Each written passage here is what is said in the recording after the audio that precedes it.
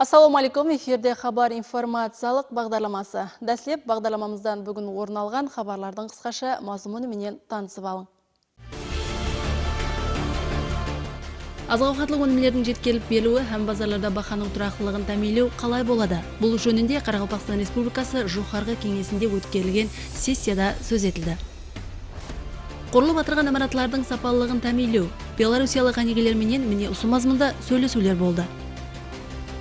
Имканияты шекленген инсандардың велосипедте жүру арманын амелге асырушы инновациялық құрылма ойлап табылды. Пайтақтымызда. Бағдарламамызда міне осы һәм және бір қатар республикамыздың жәмиетлік сияси, социалдық, экономикалық тұрмысында ахметті болған уақия һәм жаңалықлар орын алған.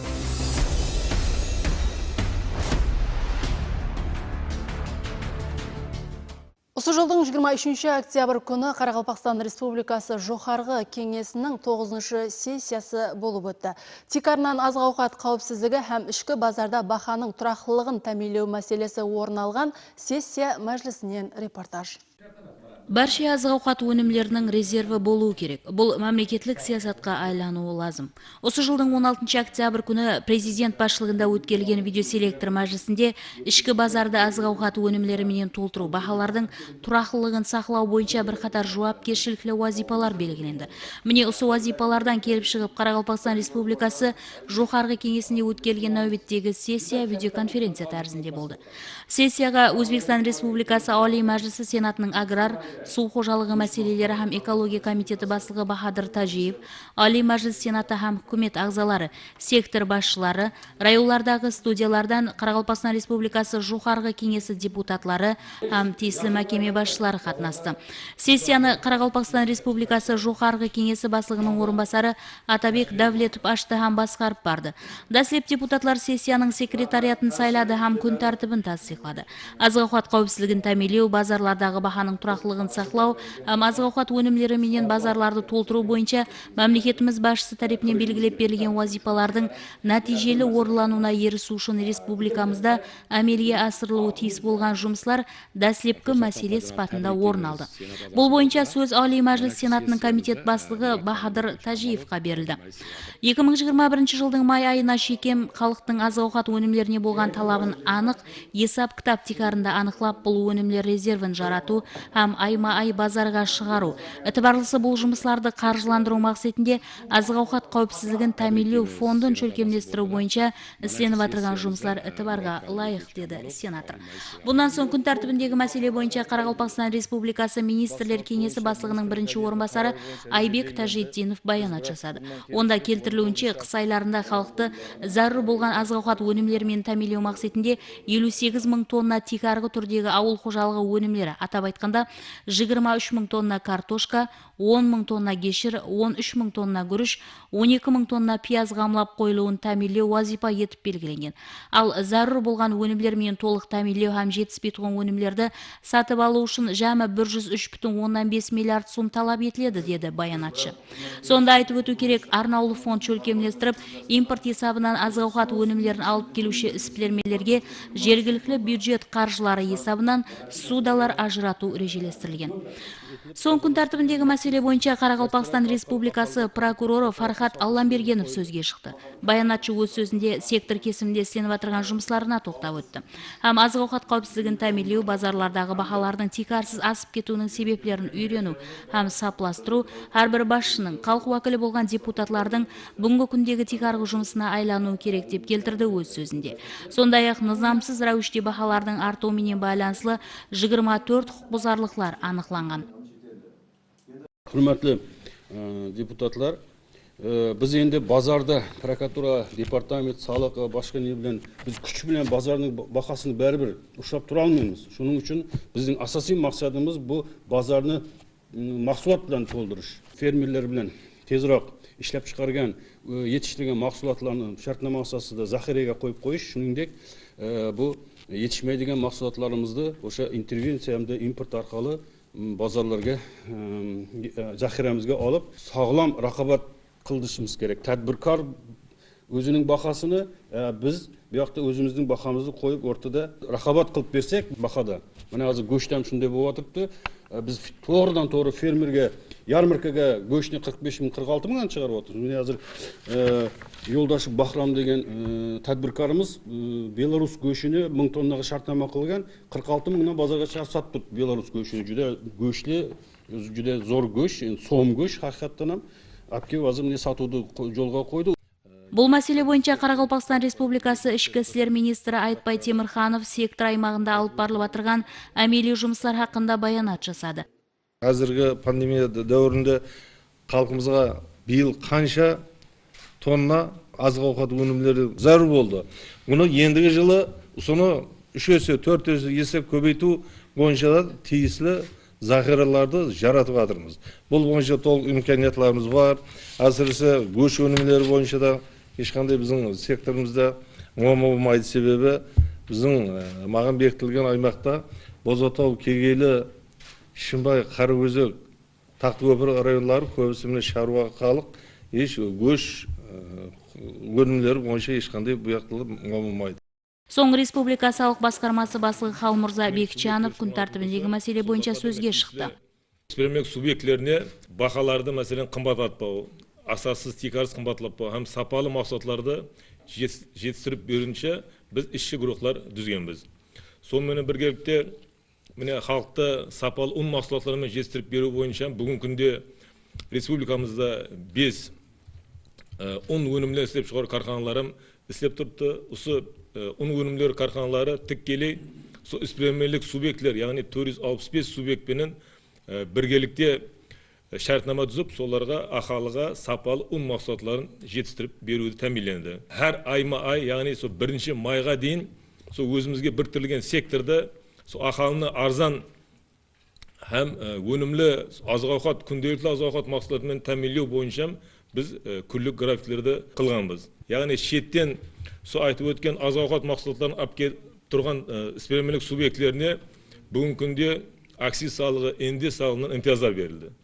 Енді мен ойлаймын, бұл имтиязларым сол келіп тұрған мақсатлардың сол сапасына һәмде бағасының мәселен текарсыз асып кетуінің алдын алады деп ойлаймын. Өзбекстан Республикасы Милли гвардиясы Қарақалпақстан Республикасы бойынша басқармасы басшылығы Мұхтар Юсупов Нөкс қаласы шеңберінде азық-ауқат қауіпсіздігін тәмінлеу һәм бағалардың тұрақтылығын сақлау бағдарында қала әкімдігімен біргелікте істелініп отырған жұмыстары хақында мағлұмат берді. Ақиқатында да текарғы түрдегі азық-ауқат өнімдері, сонан ұн, күріш, құмшекер, өсімлік майы, көш һәм картошка менен қыс айларында халықты үзліксіз тәмінлеу һәм бағалардың қымбатлап кетпеу үшін әмелде істелініп отырған жұмыстармен танысу мақсатында қала һәм районларымыздағы дихан базарларын көзден кешірдік.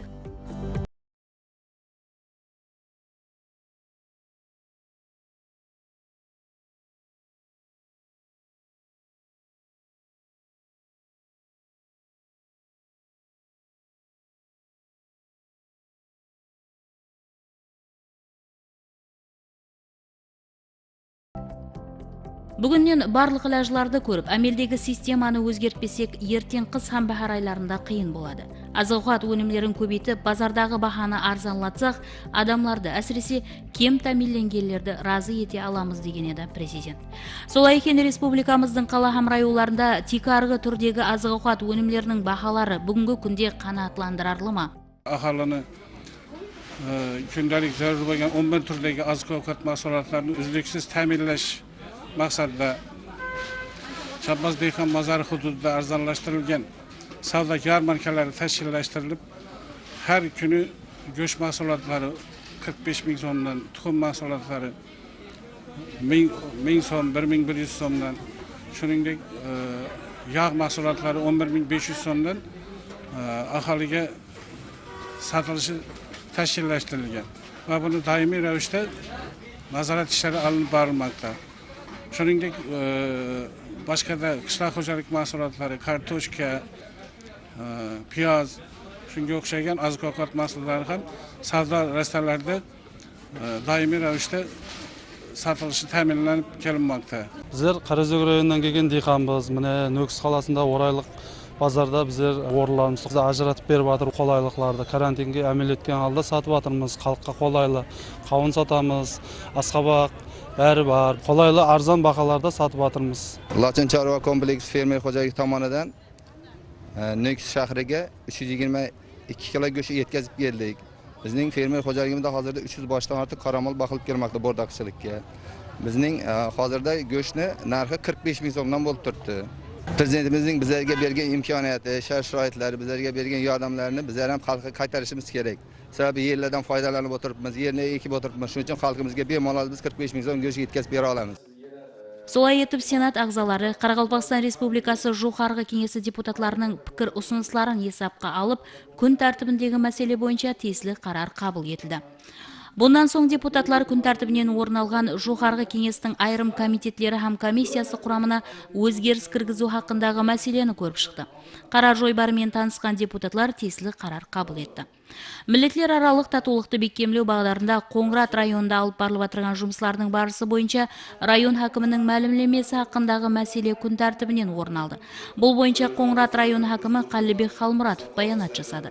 Елімізде тыныштық һәм татулықты бекемлеу, абадан тұрмысты тәмелеу үшін барша миллет уәкілдерінің бірлесуі, бірге істесуі, өзара достығы, тұрақлы рауажлануымыздың кепілі болып қызмет етпекте. Бұл мәселе бойынша да депутатлар пікір ұсыныстардан соң қарар қабыл етті. Бұнан соң депутатлар Қарақалпақстан Республикасы жоғарғы кеңесі президиумының сессиялар аралығында қабыл еткен қарарларын тасдиқлады. Һәм күн тәртібіндегі мәселелер толығыменен көріп шығылып, Қарақалпақстан Республикасы жоғарғы кеңесінің 9-шы сессиясы өз жұмағына жетті.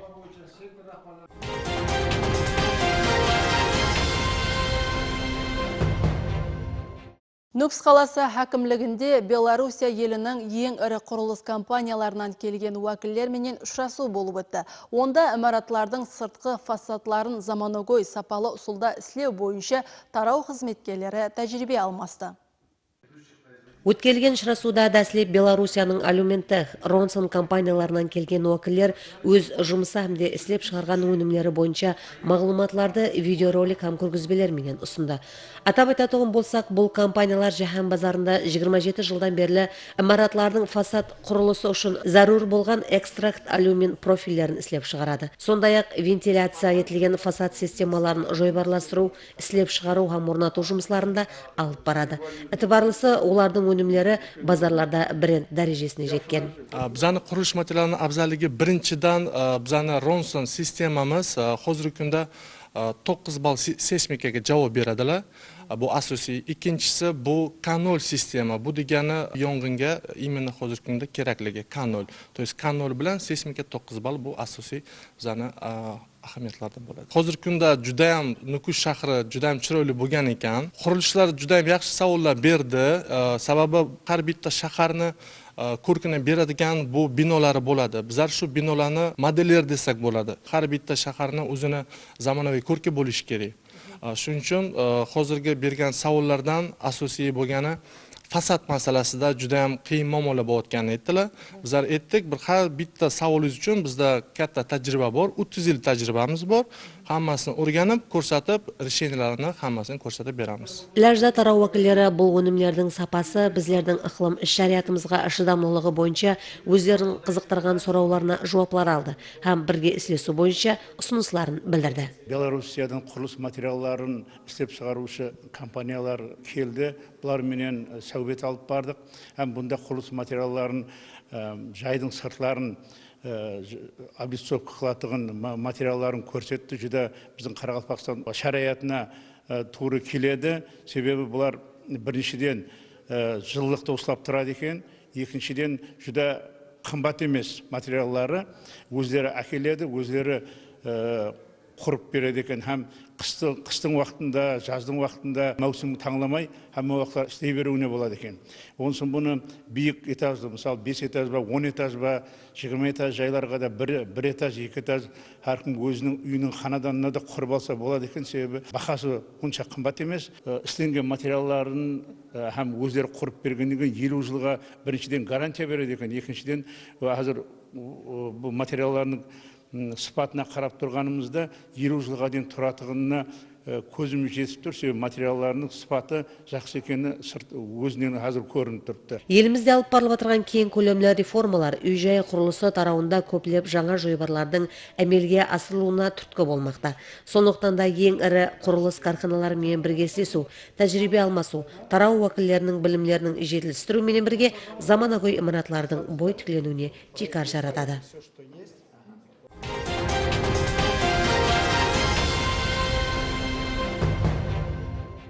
Жастар һәм хаяллар дәптері. Бүгін республикамыздың барлық аймағында жәрдемге мұқтаж жұмыссыз хаяллар һәм жастардың тізімін қалыптастыру бойынша іші топарлар түзілген. Олар әрбір бұқаралар жиынында үйме-үй жүріп социалдық сораунама арқылы тұрғылардың жағдайы менен жақыннан таныспақта.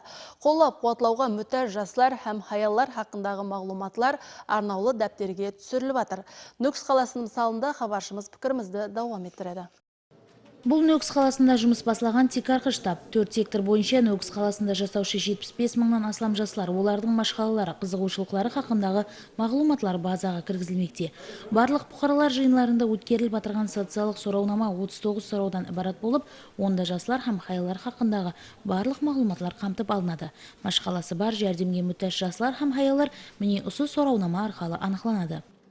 Бүткіл республикамыздағы 16 район һәм бір қала, яғни әмме жерде ұсындай штаблар шөкімлестіріп, мәхәллелерде іші топар ағзалар тарапынан үйрену жұмыслары алып барылмақта.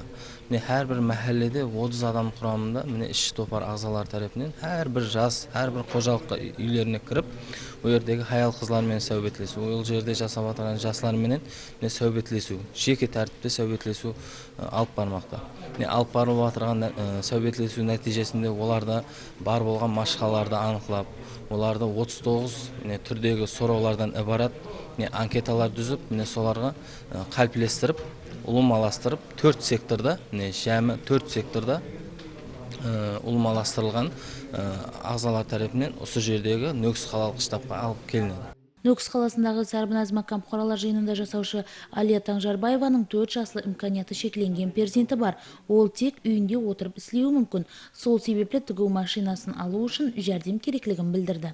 Шарапатдин Пердебаев та көпшілік жастар қатары тілектерінің қолдап қуатлануына сенеді. Оған тикарынан кредит алу үшін жәрдем керек. Және жер майданы ажыратып берілсе, диқаншылықта да өзін сынап көрмекші. Бос уақытларында адызғы шұғылануды қаледім. Һәм олардан бірінші режим 25 миллион мағдарында кредит алуды қаледім. Өз қитақ жеріне теплица ысқанала құру мақсатында. Жақын районлардан қитақ жерлер алып, һәм соларды кеңейтіп бару мақсатым. Мен осы имканияттан пайдаланып, келешекте өз мақсатларыма жетемін деген үміттемін. Ішші топарлар жұмысы әрбір шаңырақта үйренулерменен давам етпекте. Өз ұқыбы һәм қабілетіне бола жұмыспенен тәмеленуді, ісперлікпенен шұғылануды қалеуші жастар да, хаял қызларда баршылық. Машқалары бар жастар һәм хаяллар арнаулы дәптерге кіргізілер екен, келешекте оларға зарур жәрдемдер көрсетіледі, һәм режелерін әмелге асыру үшін лажлар көріледі.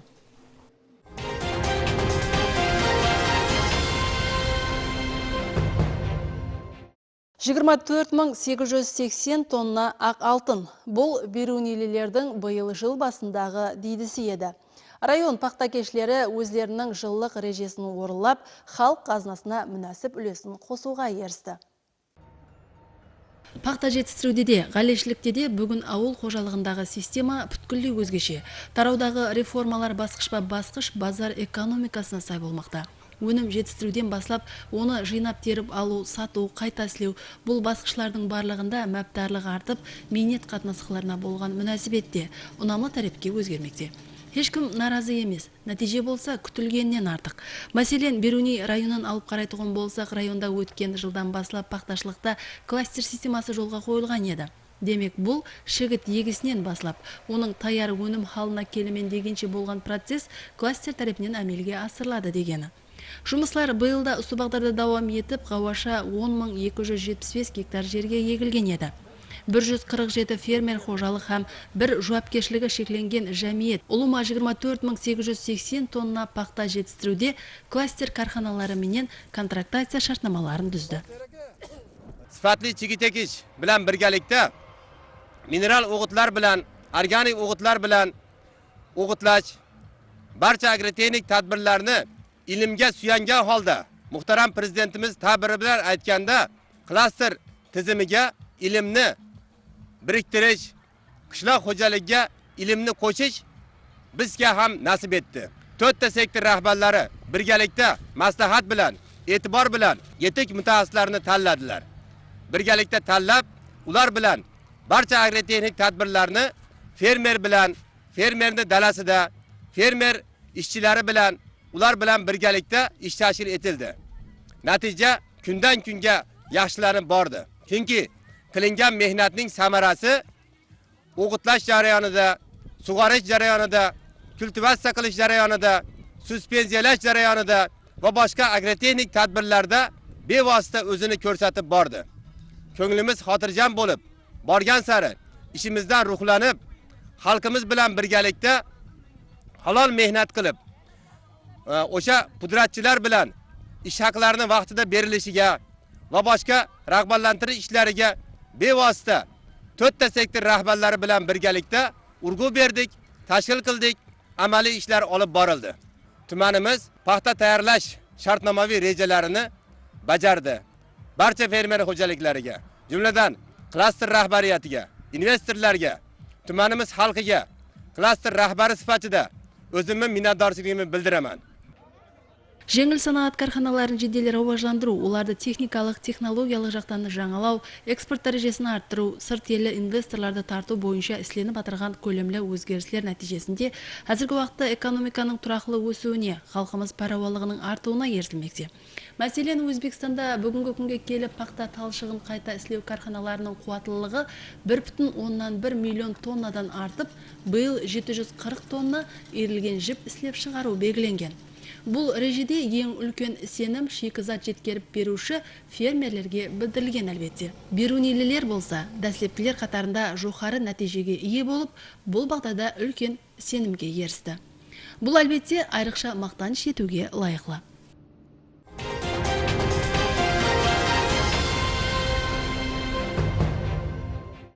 Инсан өз ісі һәм дараматына ие болса ғана ертеңгі күнге сенім һәм үмітпенен жаңа шоққыларға ұмтылу пайда болады. Президентіміздің Қарақалпақстан Республикасына нәубеттегі сапарында елімізді социалдық экономикалық жақтан рауажландыру, халықтың парауан тұрмысын тәмейлеу мақсатында анық тапсырмалар берген еді.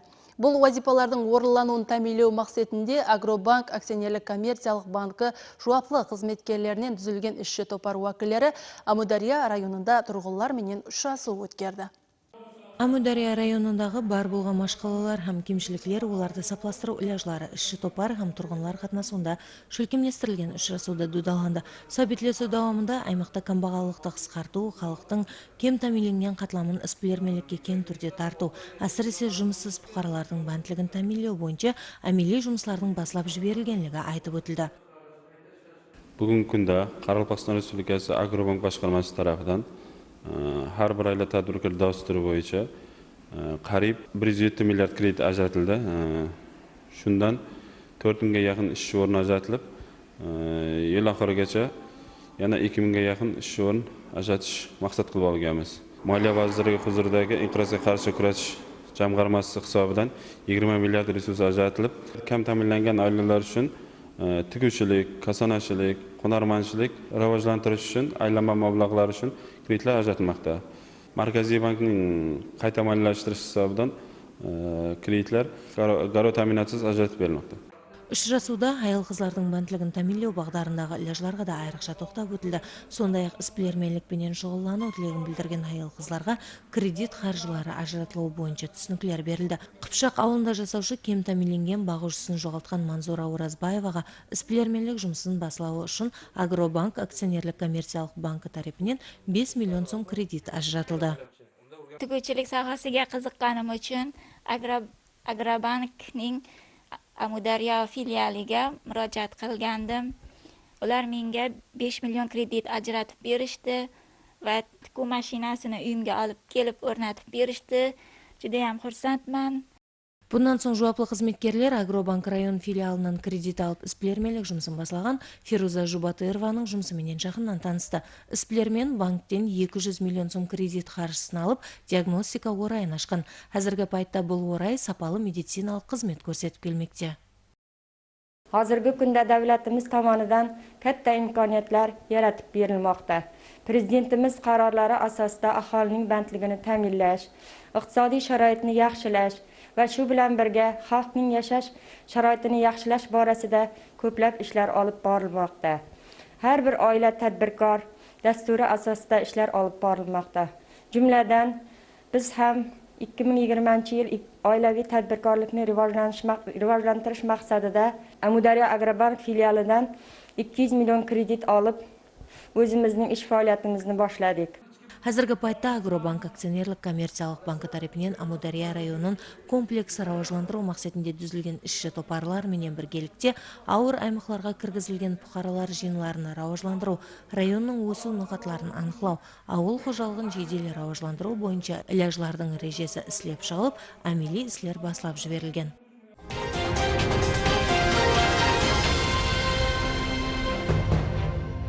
Қарақалпақстағы жастар жаңа инновациялық құрылма EdConnect, яғни тіркемені ойлап тапты. ЮНИСЕФ халықаралық шөлкемі тарапынан жастардың бұл басламасы қоллап қуатланбақта. Бұл құрылма имканияты шекленген инсанлардың велосипедте жүру арзуын әмелге асырады. Біз бұл идеяны ұзақ уақыт ойладық, һәм әмелге асыру жолларын іздедік дейді ойлап табушы жастар ЮНИСЕФ шөлкемінен келген уәкілдерге. Мен кішкене кезінде велосипед айдағанымда, ямаса ересеклеу болып мотоцикл айдағанымда, мен бұдан жада қолайлау автомобиль айдағым келетін, арман ететін едім. Награн инсанлар бар, олар біздерге ұқсап велосипед айдағысы, мотоцикл айдағысы келеді, мен ойлаған жоқпын арман ететін.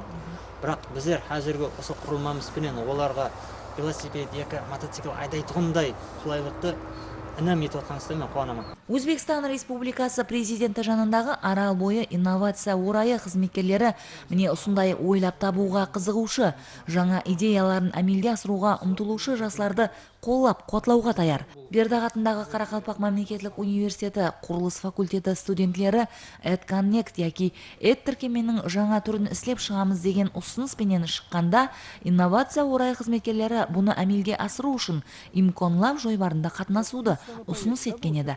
ЮНИСЕФ һәм Өзбекстан жастар ауқамы тарапынан жастардың инновациялық басламаларын қоллап қуатлауға қаратылған имконлап жойбарында қатынасқан жастар өздерінің идеясын әмелге асыру үшін зәрі болған қаржыға да ие болды. Солай етіп, имканияты шекленгендер үшін кереклі болған жаңа құрылманы істеп шықты.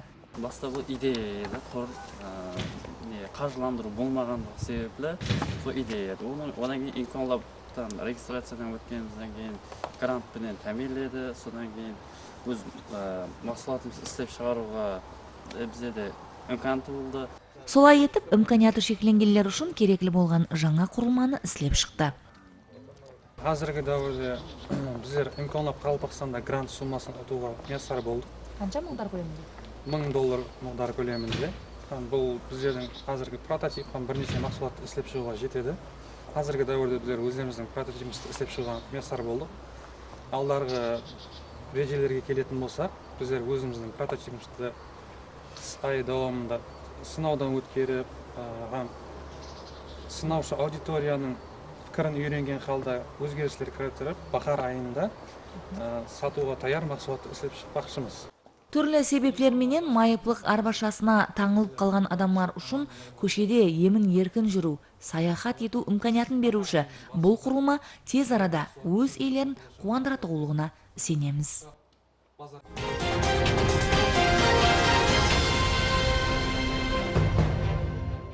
Қарақалпақстандық спортшылар профессионал бокс бойынша Өзбекстан Республикасы чемпионатында қатынасып жеңімпаз болды. Спортшыларды жарысқа даярлаған тренерменен телефон арқылы байланысып, қуанышын бөлістік.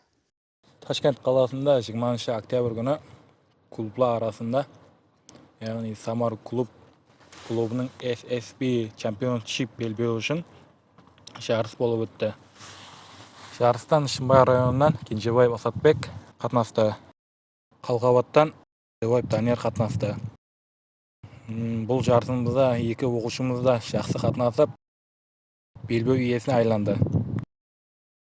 Бізде қазірше ұсылар еді. Алдында хауарай жөндегі мағлуматлар менен танысың. Және жаңа хабарлар менен көріскенше саламат болың.